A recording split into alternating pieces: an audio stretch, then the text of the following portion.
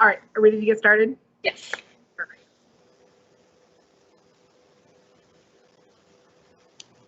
Welcome everyone to the final presentation for today. What a wonderful day that we've had listening to all these authors on their various works and just having some wonderful discussions. We're going to round out the day with S.W. Raine, author of Techno Mage. Take it away, Raine, or S.W. Raine was good. Thank you everybody for joining. This is my first live reading. I am excited. I hope you guys have been enjoying this virtual fest. I sure have. So for those who don't know me, I am S.W. Raine. I am releasing my debut novel, The Techno Mage. Its release date is September 15th. It is steampunk, and it is about a trio of friends who are kidnapped by sky pirates and separated when the captain finds out that one of the characters, Megaliana, is noble. He exchanges her to the Techno Mage, who is supposedly a mythical man aboard a mythical ship called the Fogergear. This ship is beautiful, doesn't look like a ship from the outside. It's actually like forests and waterfalls and mountains, and it's beautiful. And the excerpts I'm going to read you today are more focused on Megaliana because I figured since this was a Paganish Fest, I would read the chapters where she's doing magic. The main characters are Ikarim and Ardius. Those are her friends.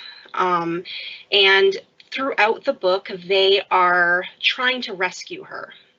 So the beginning of chapter 17, which I'm going to read, I am not going to read the first part of the chapter because it actually has a little bit of spoilers in it from Ikarim and Ardius' standpoint. So I'll read the scene change. And just make sure if you have any questions, just let me know.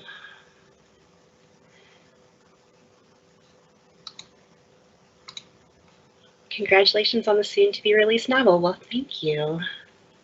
All right, let's start this.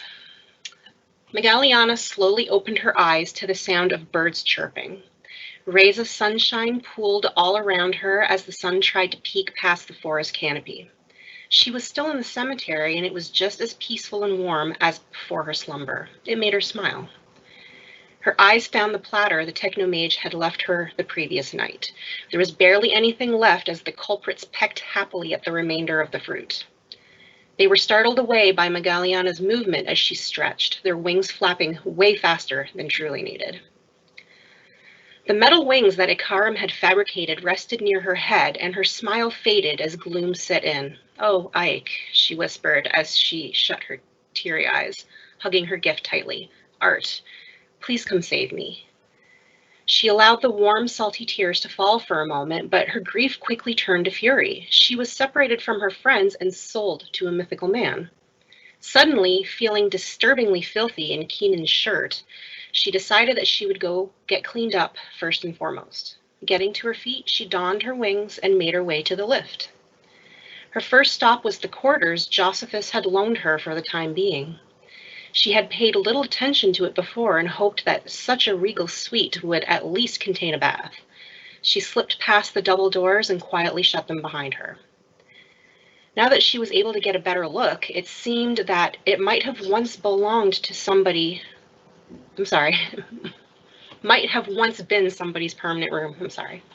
The rug, covers, and drapes were all a mix of dusty rose and white, and every wooden piece of furniture, from the bedposts, chiffonier, and even the vanity set, accentuated perfectly.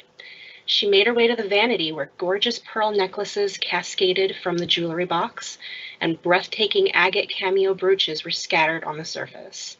As she continued to look around, a frame caught her attention atop the chiffonier, and she couldn't help but pick it up to inspect it further. The woman in the portrait was beautiful. She was well posed like a lady, with her dark hair pulled back in some intricate hairdo beneath a long-brimmed hat that shaded her face from the surrounding sunlight. Her lips were dark. Megaliana could only guess ruby red. Lady Juliet Beckford, came a voice from behind, startling her. Daughter of the world-famous alchemist, Wilfred Beckford. Megaliana spun around to find Josephus inches away, his attention on the framed photograph.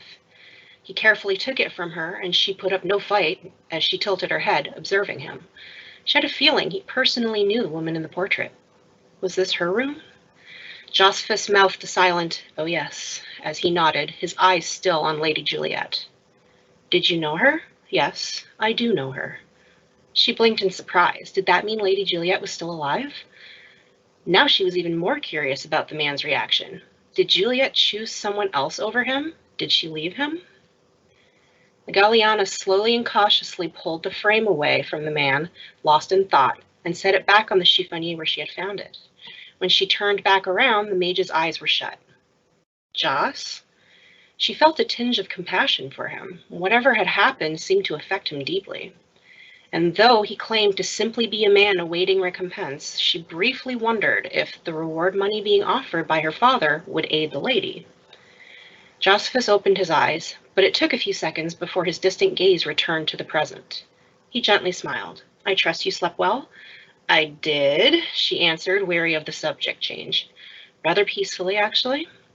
"Have you eaten yet?" "No, I'm not very hungry," she confessed. "I would like to wash up, however, if that's all right. Maybe get some new clothes?"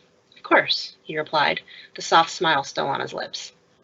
He swept an arm in the direction of a side room, and Megaliana stepped inside, slowly and quietly shutting the door behind her.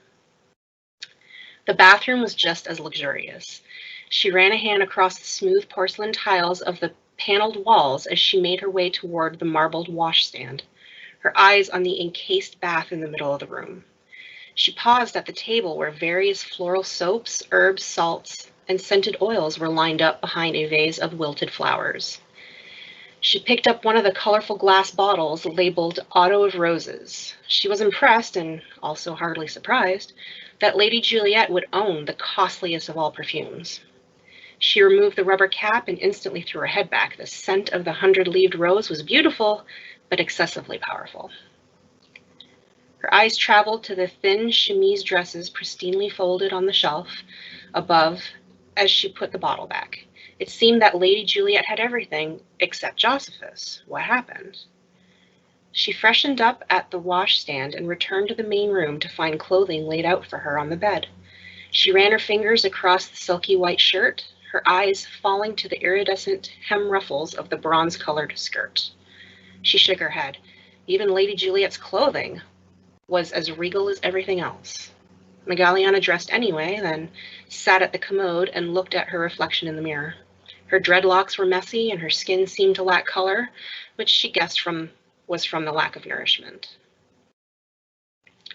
She tied her hair in her usual way and stood up to inspect herself once more.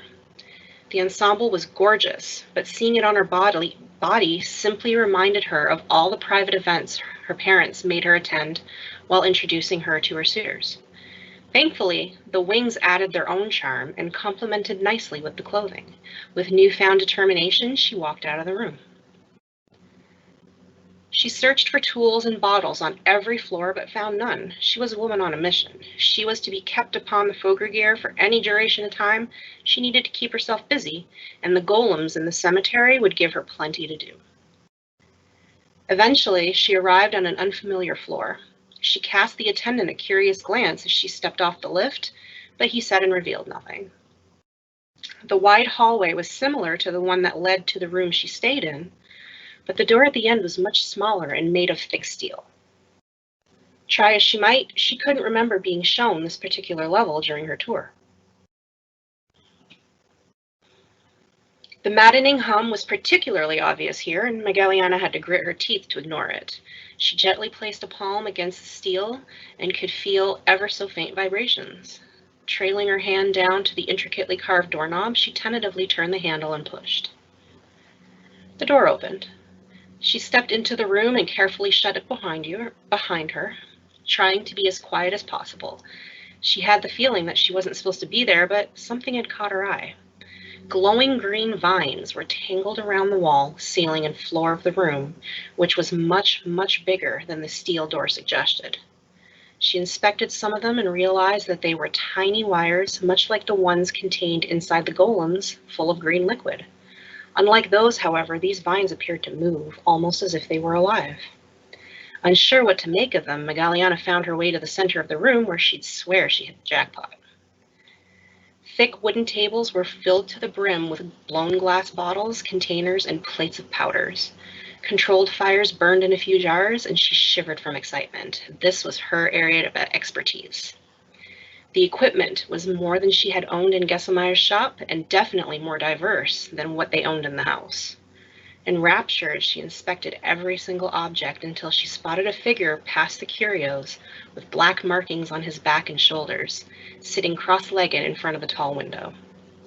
Startled, Megaliana took a step back, accidentally bumping her hip into the table and knocking off one of the bottles, which shattered as it hit the floor.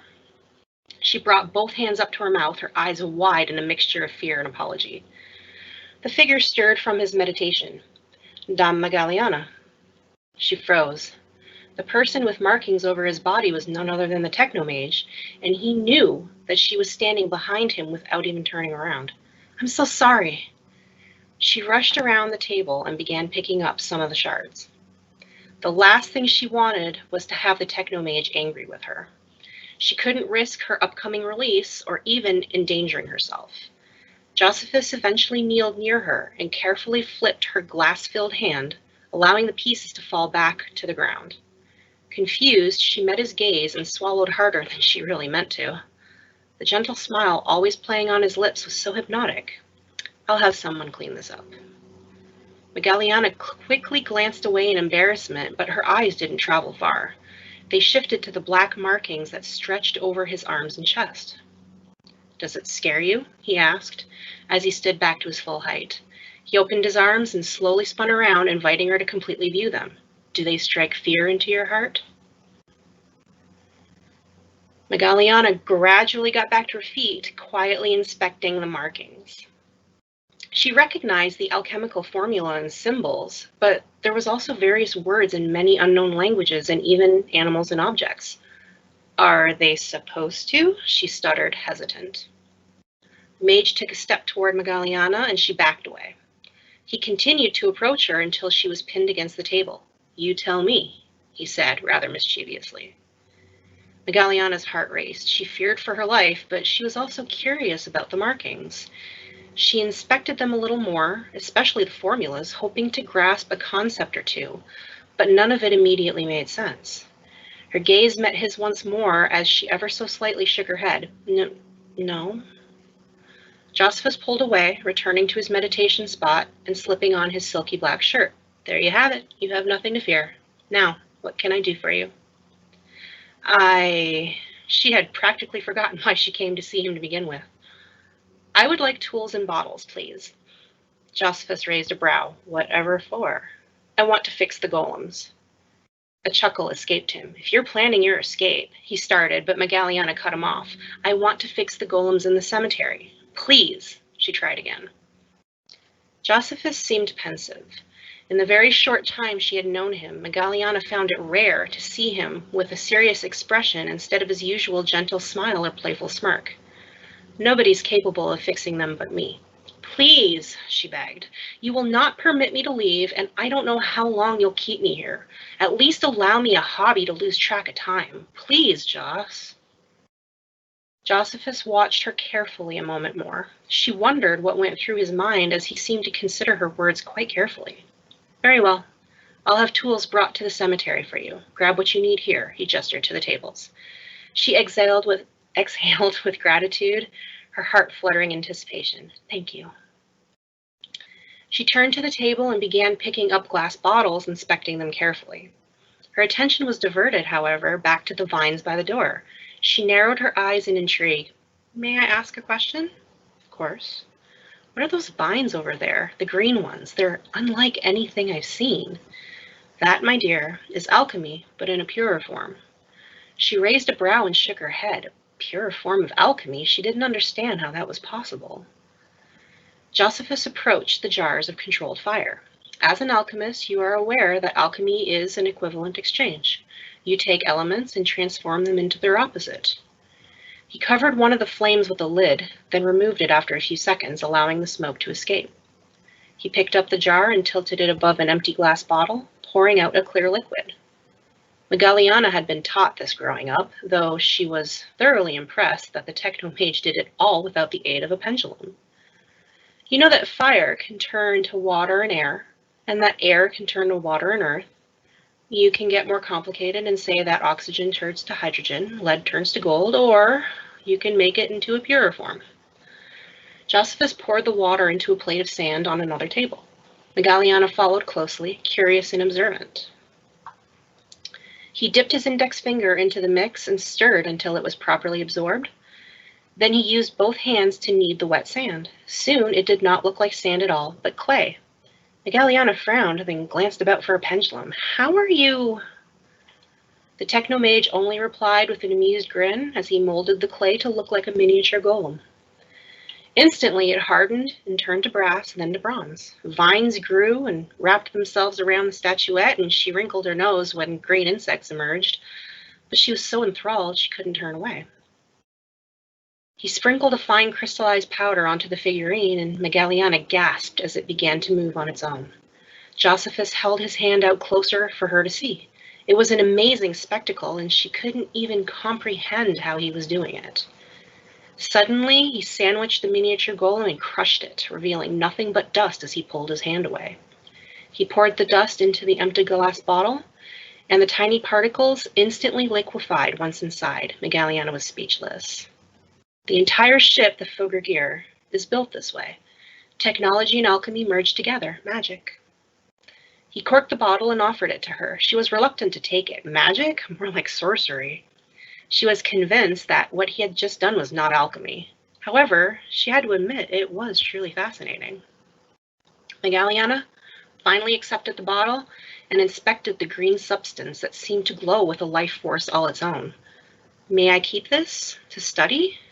Be my guest, he bowed. Excited, Megaliana finished picking through the objects available to her, while Josephus placed them in a wooden pail.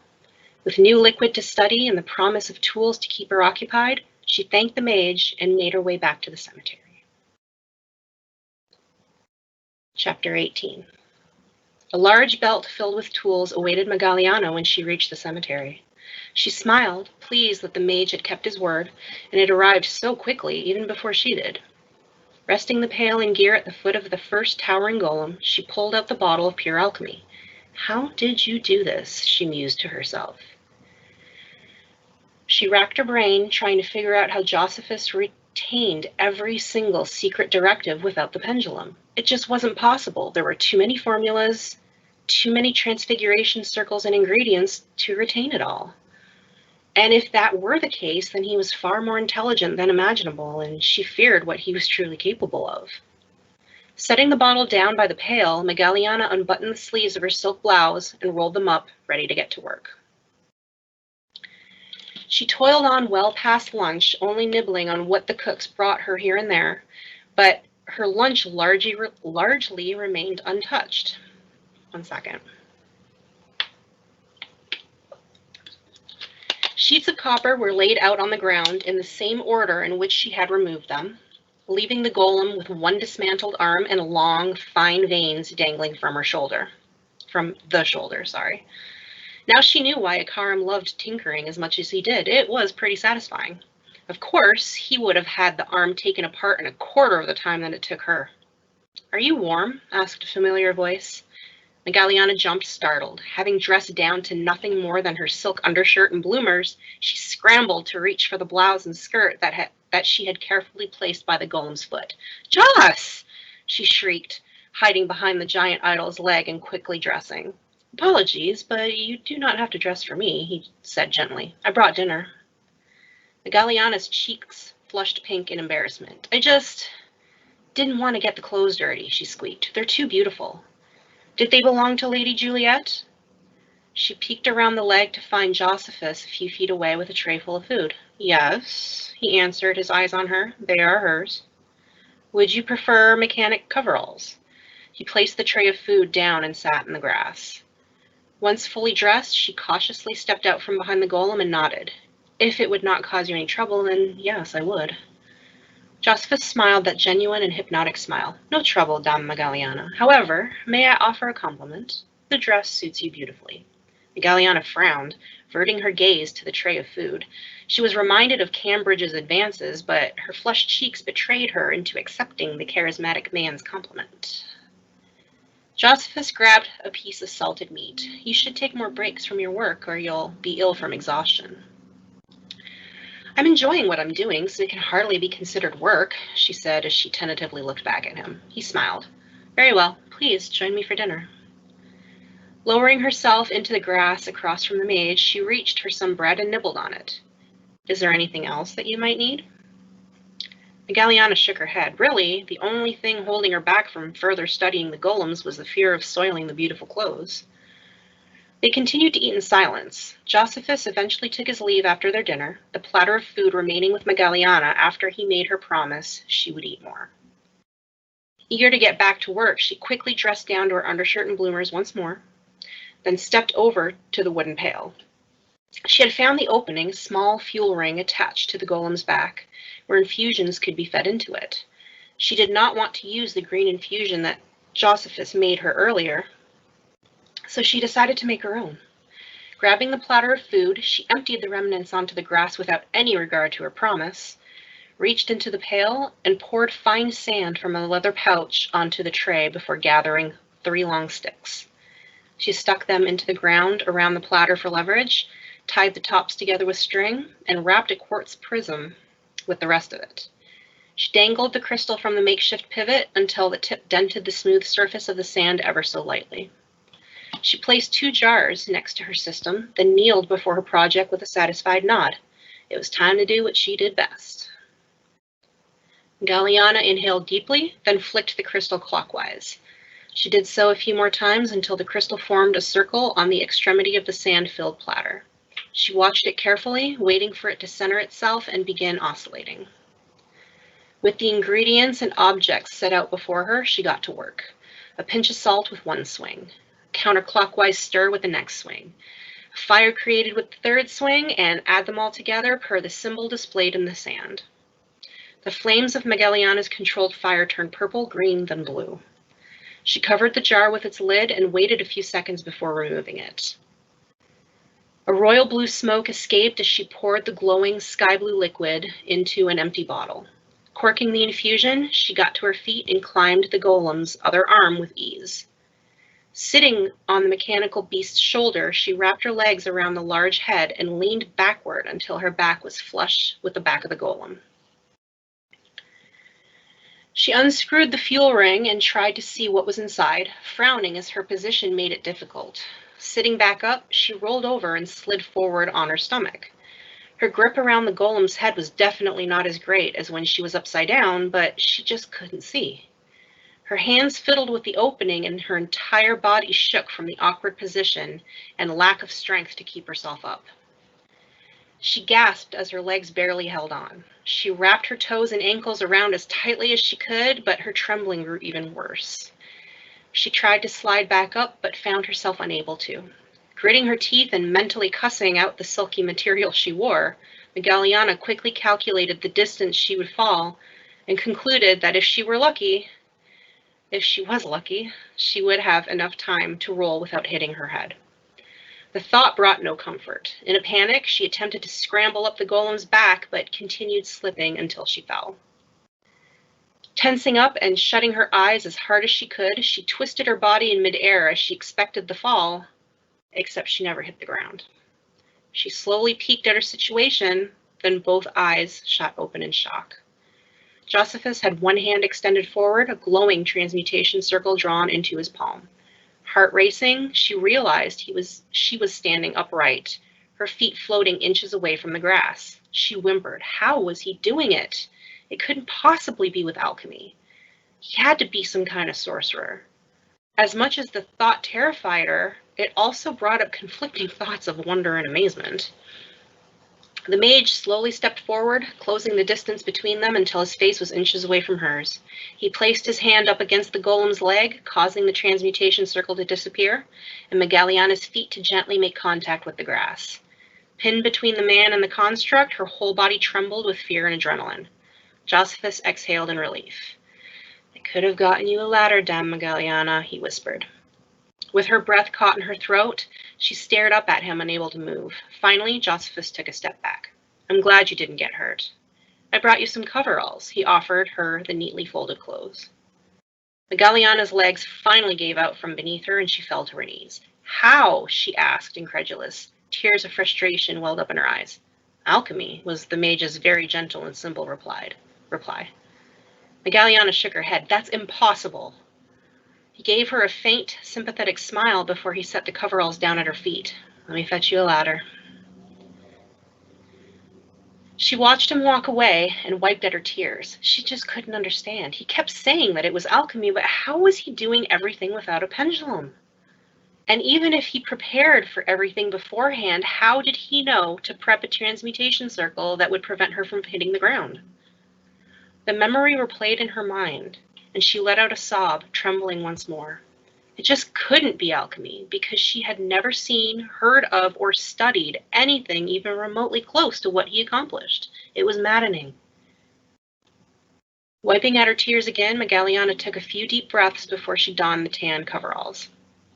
They were slightly big, but nothing nearly as loose-fitting as anything she borrowed from Ardius. Her gaze fell to the transmutation symbol in the food platter, and she suddenly got an idea. She reached for some charcoal and drew the formula for controlled fire into the palm of her hand. Nothing happened. She outstretched her palm as she had seen Josephus do, but still nothing. There was no fire, and the circle definitely didn't glow. Unimpressed, she shoved the platter of sand aside and carefully placed her hand beneath the pendulum instead. She flicked the crystal clockwise and waited for it to swing back and forth along her palm. When it had finished, and still nothing happened, her heart sank, and she lost all motivation to continue. She was curled up at the golem's foot when Josephus returned with a ladder. He laid the ladder down in the grass, then kneeled with his gaze upon her. Apathetic, she did not move or speak, though she did manage to look away, ashamed. The mage was silent for a long moment before he finally spoke. "Please try not to get hurt, Megaliana." Hearing her name spoken without her title sent shivers through her entire body, and her eyes fluttered shut at the sensation. She still didn't fully trust him. Who could, with everything that he did in the name of alchemy? But she had to admit that the charismatic man made anything sound good. She only opened her eyes long enough to watch him walk away after whispering goodnight. And that is the end of chapter 18. How are we doing on time? Well, we're good. Do I have any questions? There's about a 20-second delay, so we'll wait for those questions to come in. Well, that was wonderful. If you want to share where we can pick up your book and yes, actually, it is currently available for pre-order on Amazon, Barnes & Noble, Apple Books, and Nook, amongst others. But I do have a fancy one-stop link that will actually lead you to all of those. It is, give me 1 second, let me pull it up. It is books to read, and the number 2, not T-O, bookstoread.com/the Techno Mage, all in one word. And that will give you a link to everywhere that I am currently up for pre-order. I also have an incentive where if you pre-order before the 15th, oh, hold on. Books 2. There we go. thank you. It's okay. And it's the Techno Mage.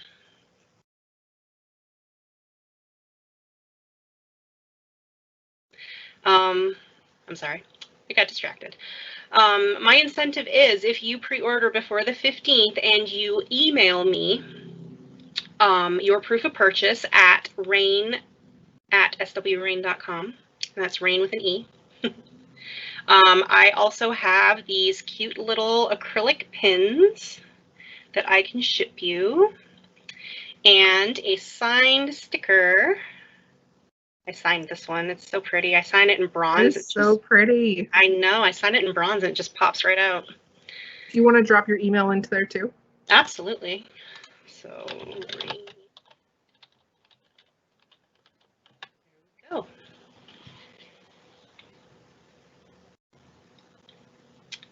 And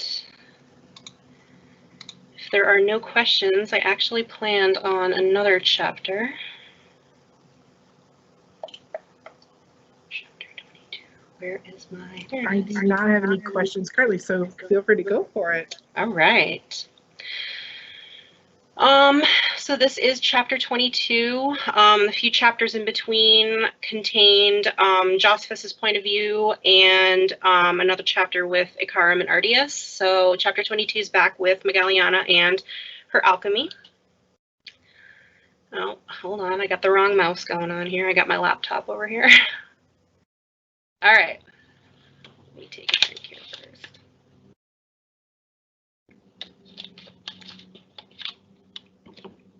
All right, chapter 22.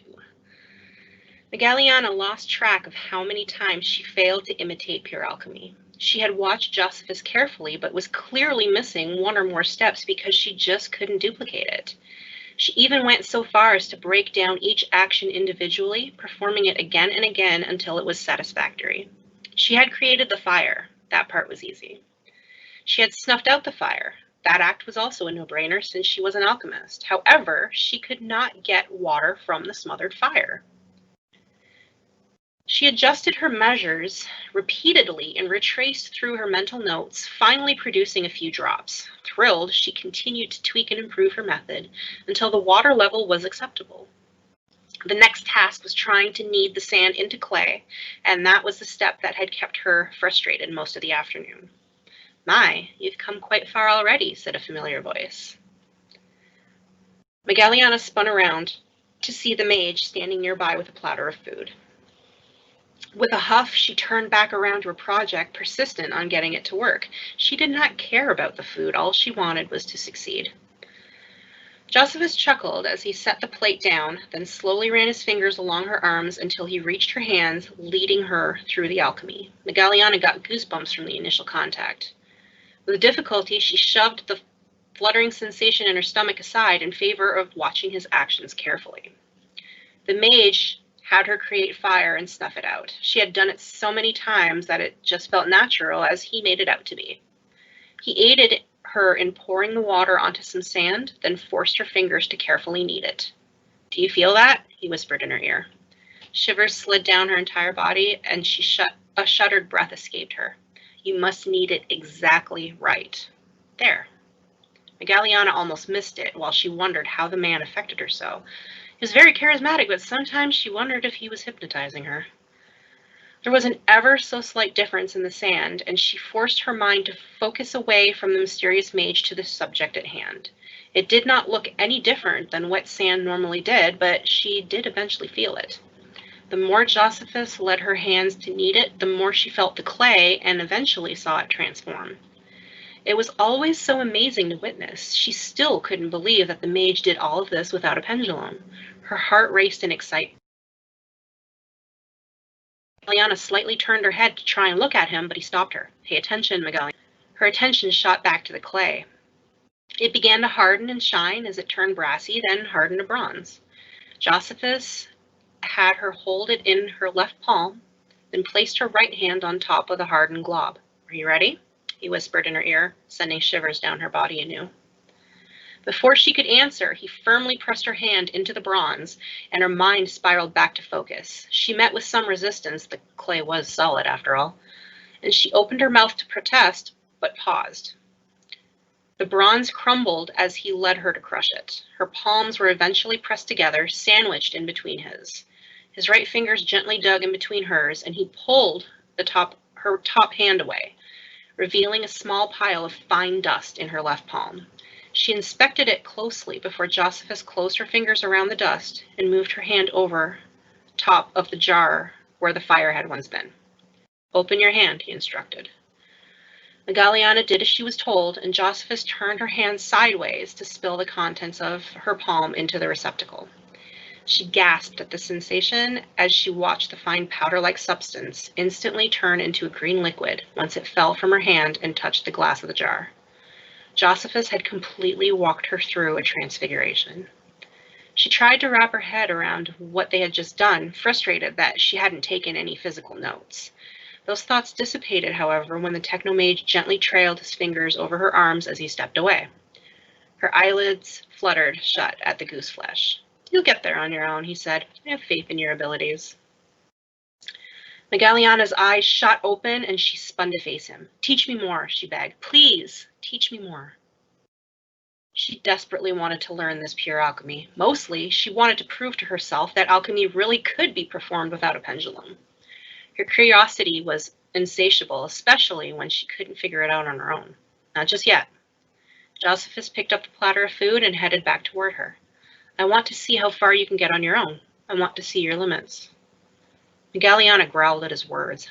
Fine, if he wouldn't teach her more, she'd have to figure it out on her own. She turned her back to him and attempted the transfiguration spell again. Please eat, she heard him say. I'm not hungry. Eat, he said more sternly than his usual gentleness, or I will not teach you anything. Megaliana's heart skipped a beat and she spun back around to face the man who now sat in the grass, wondering if he was serious or not. The profoundly serious expression that replaced his usual charismatic smile made her reconsider her choice. Defeated, she sighed as she joined him. She couldn't risk not having him teach her. She couldn't afford to not know the secrets of pure alchemy now that her curiosity was piqued. When she bit into a piece of melon, the Techno Mage finally smiled. You need food and water to survive, he said in between bites of food. It also keeps your mind sharp.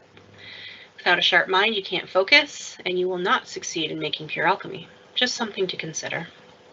His words made sense.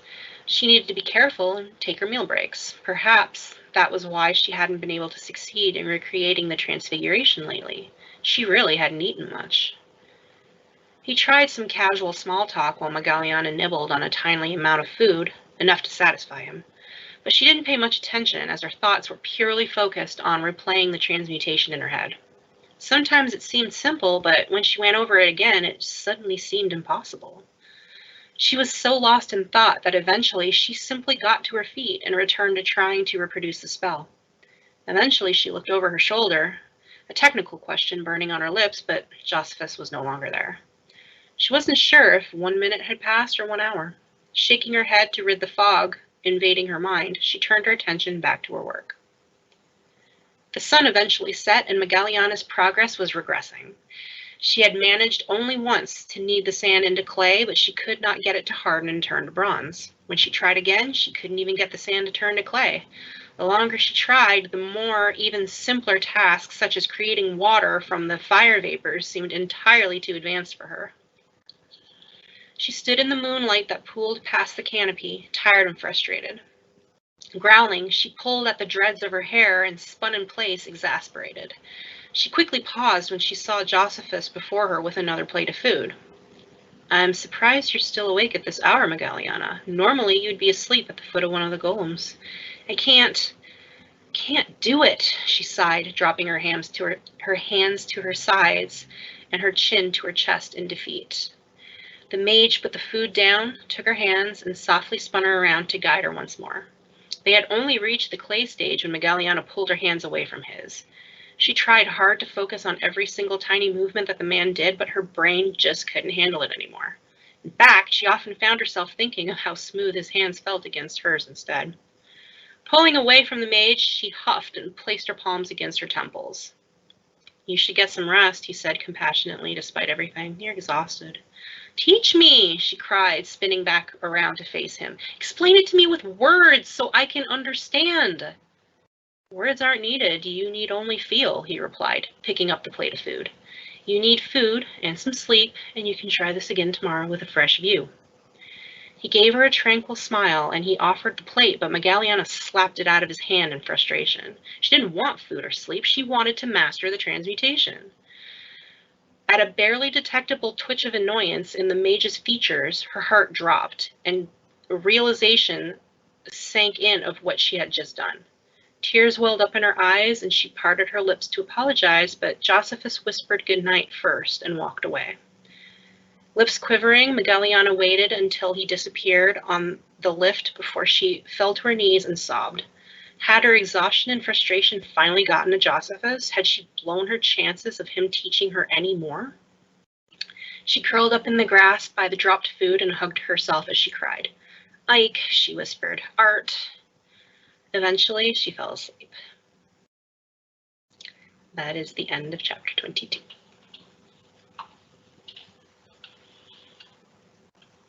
That was fantastic. I'm really excited to dig more into it as well.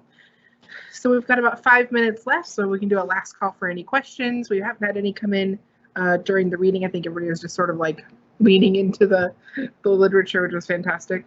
Thank you. But thank you so much for sharing that and giving us all this fun information. And you said if they pre-order by the 15th. Mm-hmm.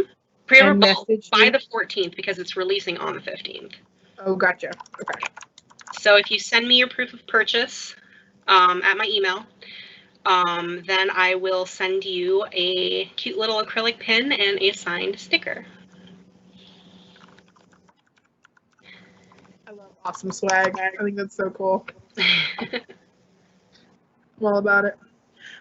Okay, I don't think that we have any other further questions coming in. Thank you so much for sharing, and thank you everybody for joining us today. You can follow up with SW and all these amazing authors on their various websites, and I think you can find all their links pretty easily through Google search as well as the festival site as well. So thank you and have a great day, everyone. Thank you very much for having me. It was our pleasure.